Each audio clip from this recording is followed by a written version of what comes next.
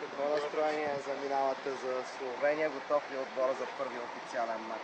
С добро настроение. Разбира се, оптимисти сте ме.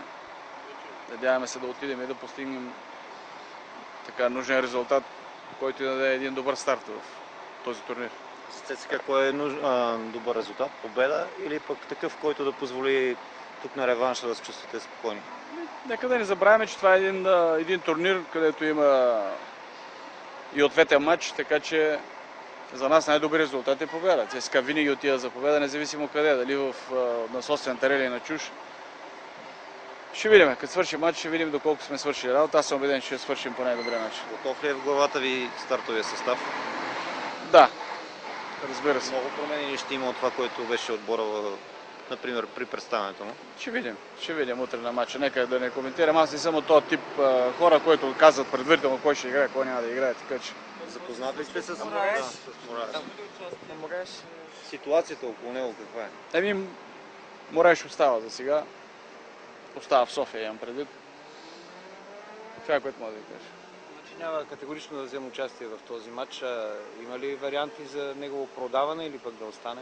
Не знам. За продажби, покупки не към мене, моля ви се. Господин Младенов, със сигурност сте чели с нощи, днес сутринта се появиха разни писания по медиите, че и по електронните сайтове, че ЦСКА май няма да играе в Европа. Доколко знаете каква е ситуацията и с този момент?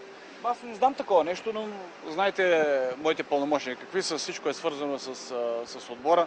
Моите задължения са точно това. Да тренирам отбора, да ръководя отбора и да го вода така към постигане на целите. Всичко останало не е свързано с мен и аз не нося никаква отговорност за всичко останало. Настроението в момчетата спокойни са? Има ли тръпка? Има ли по-специално усещане преди първият изключително важен матч? Те всички са важни, но много е важно да се тръгне с положителен резултат. Разбира се, че настроението е положително. Настроението то винаги е било такова, защото в край на краища целта е една и съща победа всеки един матч. Отборът на Мура до голяма степен непознат. Какви са вашите впечатления от него? За нас е познат вече. Имам възможността да пратиме хора да наблюдават и двата матча. Вчера запознахме футболистите с силните и слабите страни на Мура, така че подготвени сме във всяко едно отношение за утрешния матч. Доколко ви притеснява това, че Мораес пък и Платини няма да могат да вземат участие? Доколко мощта на ЦСКА в атака ще се отрази това отсъствие на тези двама футболисти? Знаете какво представлява Мораеш за ЦСКА? За Платини да не говорим, така идеята беше да направим един добър тандем с двамата, но по всичко личи, че Мораеш няма да бъде част от нас вече. В край на края ще имам така една по-малка вариативност с липсата на двамата, така че ще бъде ограничен в офанзивен план, но и това, което разполагаме като материал, надявам се да се справим. Как така Райс Мболи се върна в отбора? Не се е върнал още. А ще се връща ли? Смисъл, каква е ситуация, знаете ли?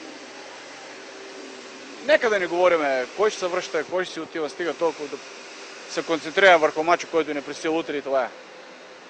Вчера се появи, т.е. онзи ден, появи се една декларация на сайта на ЦСКА, под чиято стоеше и вашето име. Вие бяхте...